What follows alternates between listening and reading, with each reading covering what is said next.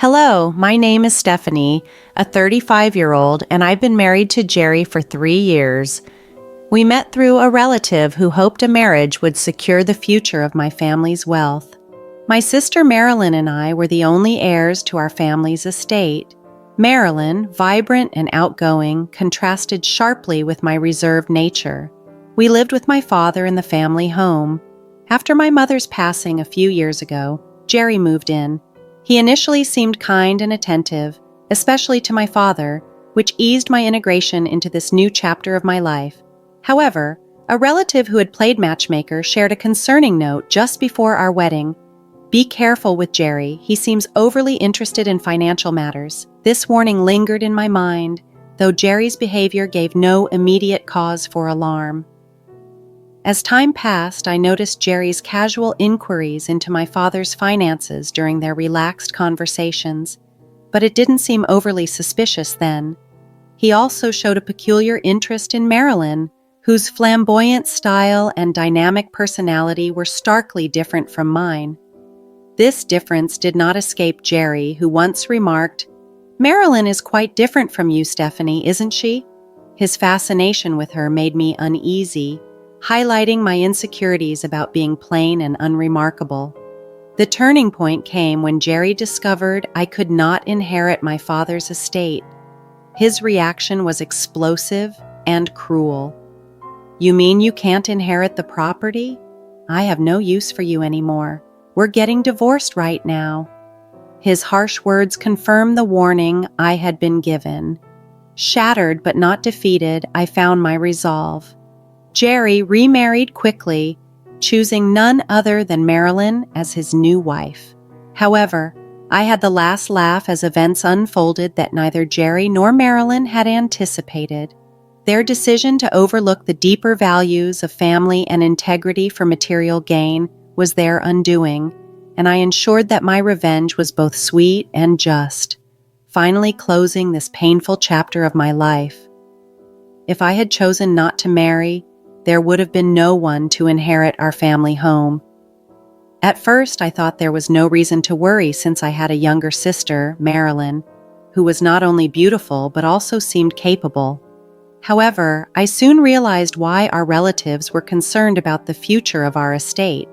Our father doted on Marilyn, supporting her through her education with little restraint.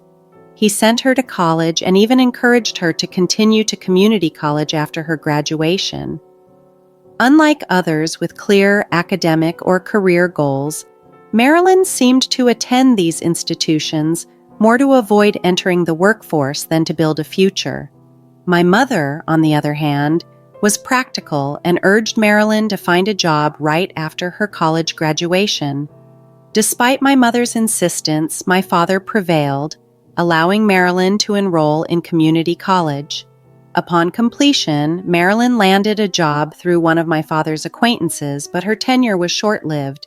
She resigned after just 8 months. Her reason for leaving baffled me. "I can't showcase my talents at that company," she declared, as though she had mastered the intricacies of the job in such a brief period. Both my mother and I were stunned by her arrogance.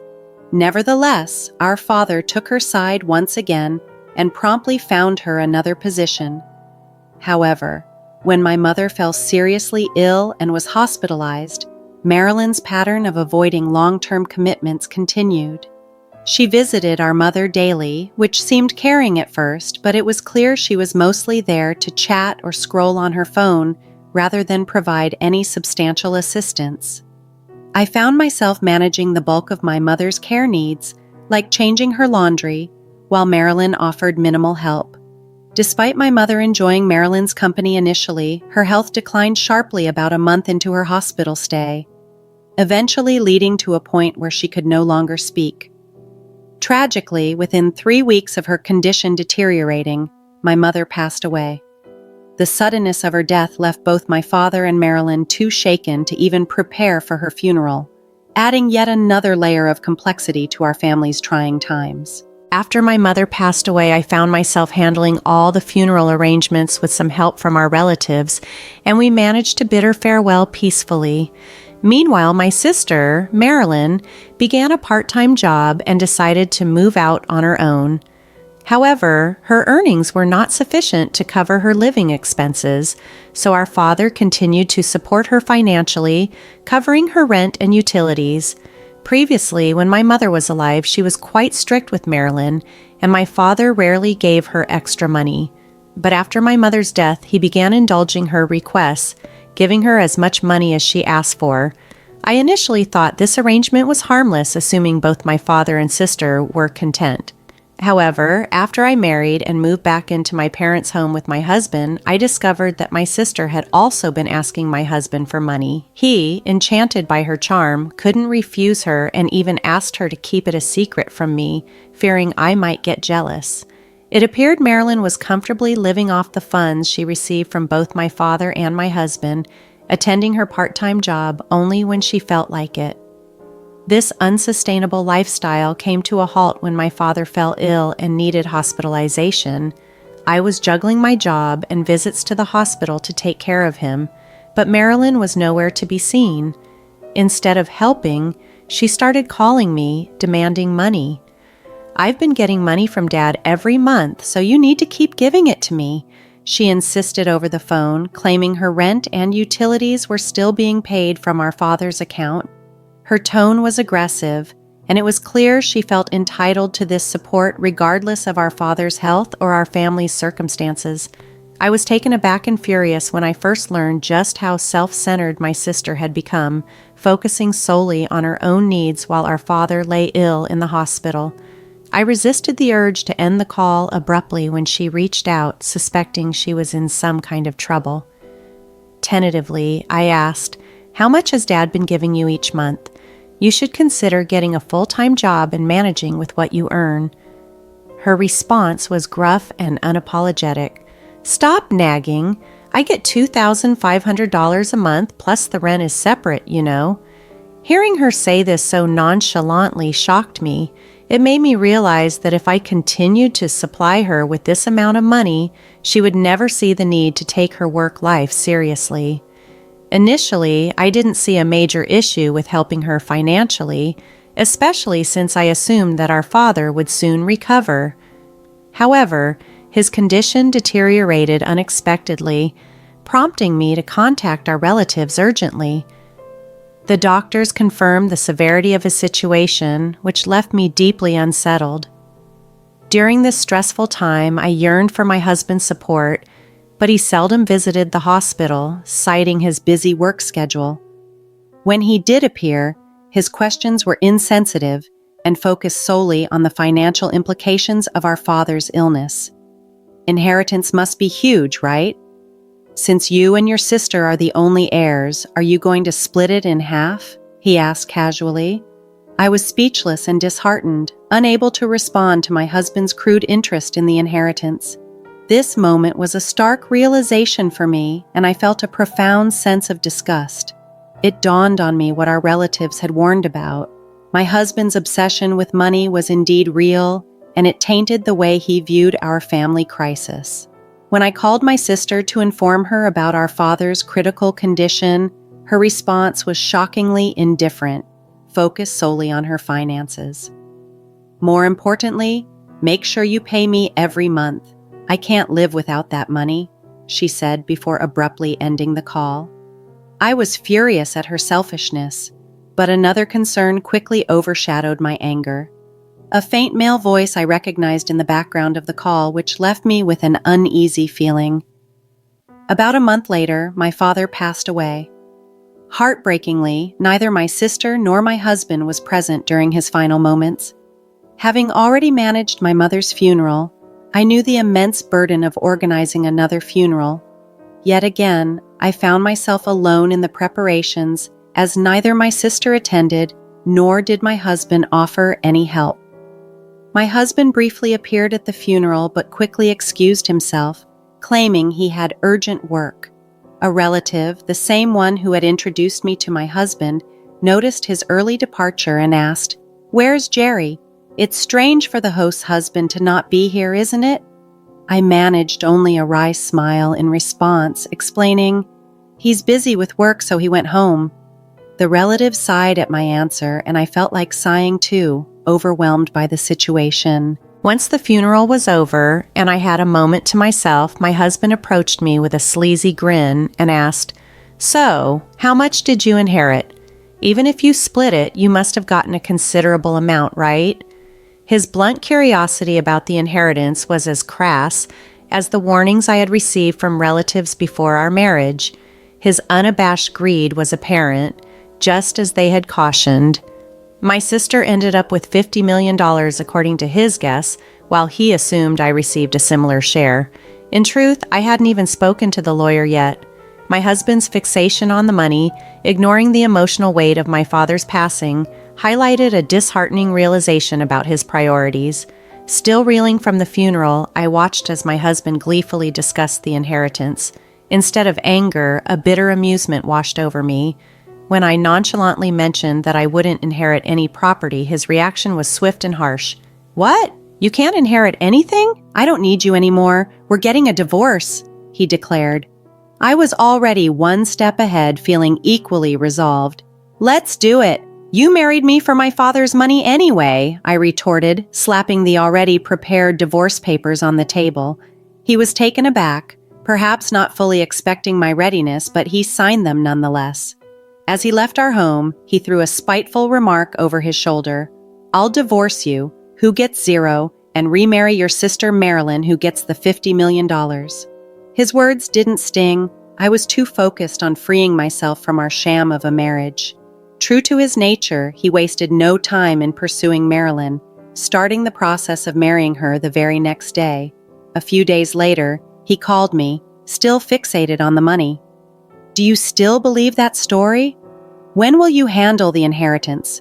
Hurry up and give Marilyn the $50 million, he demanded over the phone. I had anticipated his call. Keeping my tone strictly professional, I invited him, "Let's discuss this at my place next Sunday. I'm preparing for the procedure and will be waiting." Thinking he was about to secure the inheritance, he agreed, ending the call in a jubilant mood. On the scheduled weekend, my ex-husband and Marilyn arrived at my family home, surprised to find I had called a lawyer to the meeting. My ex, trying to reassure himself, muttered, "Of course you need a lawyer when inheriting a large sum of money." I was inwardly eager to see his reaction when he discovered the reality of the situation, completely different from what he had imagined. As the lawyer faced my ex-husband with a look of confusion, he began the meeting not with the inheritance details, but with a different agenda. "Before we delve into inheritance matters, there's an issue of a compensation claim against you, Jerry, on behalf of Stephanie," the lawyer stated. He then laid out several photographs that showed my ex-husband leaving my sister's house, all marked with dates. "These photos are evidence of infidelity before your divorce was finalized, which necessitates a compensation payment from you." This unexpected revelation caught my ex-husband off guard. The photos were the result of my swift action. Upon overhearing him discuss the inheritance with my sister over the phone, I immediately instructed the lawyer to gather proof of his infidelity. They might have assumed I was too preoccupied with my father's funeral to notice their meetings, but their regular rendezvous at her place had allowed me to collect ample evidence. The meeting's focus abruptly shifted from inheritance discussions to the compensation claim, leaving both my ex-husband and sister stunned. However, recovering quickly, my ex-husband scoffed.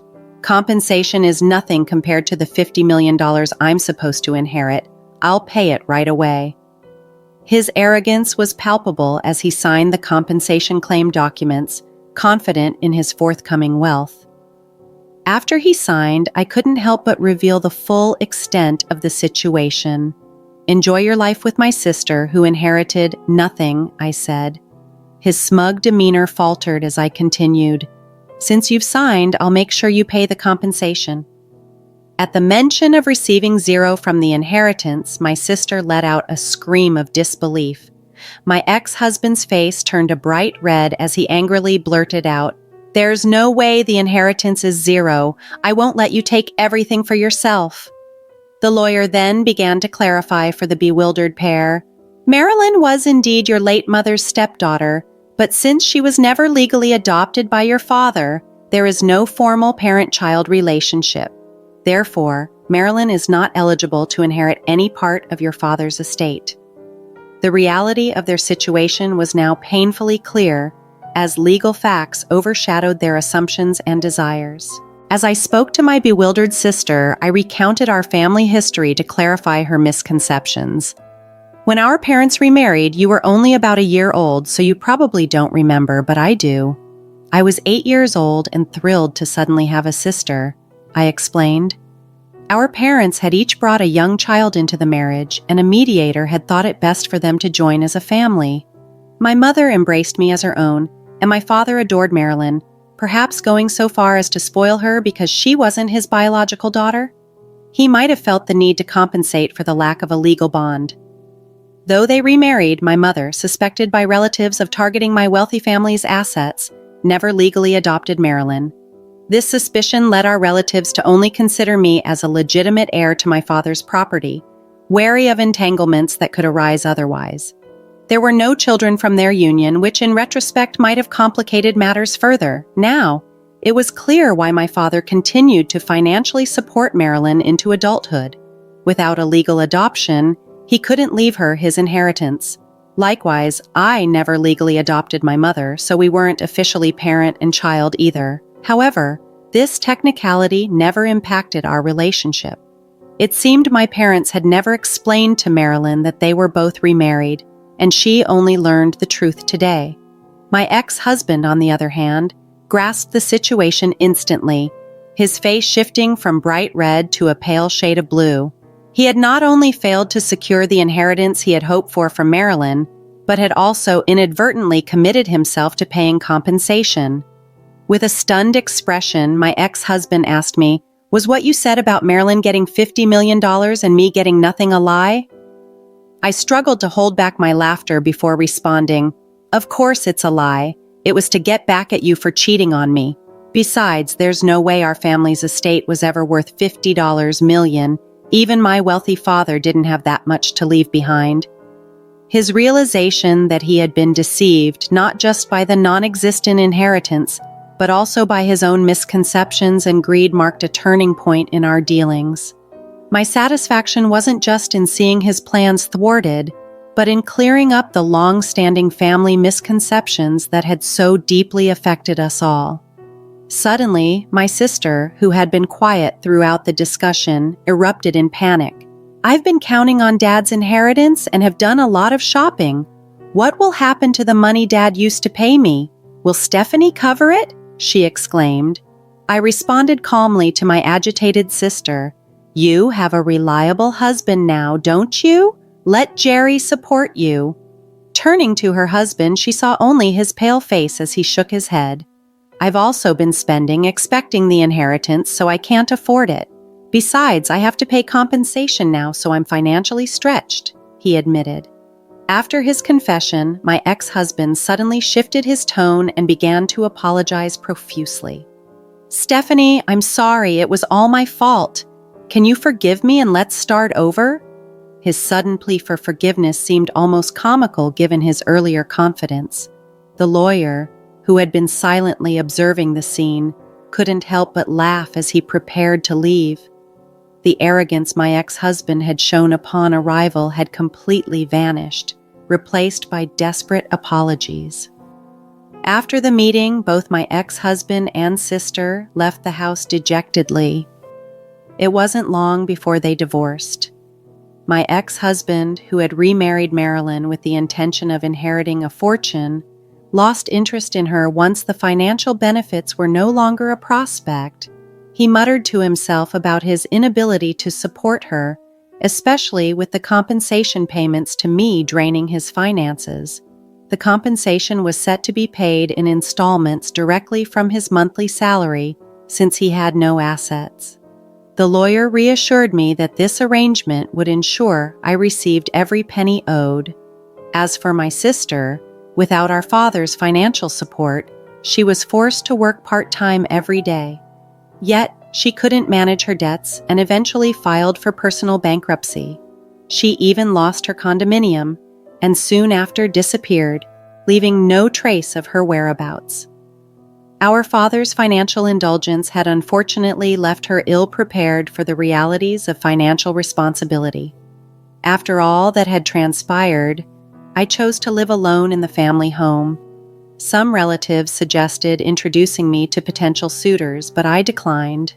Burned by my past experience, I decided that if I were to consider marriage again, I would find someone on my terms, someone distinctly different from my ex-husband. This time, my choice would be mine alone, driven by genuine connection rather than financial expectations or familial pressures.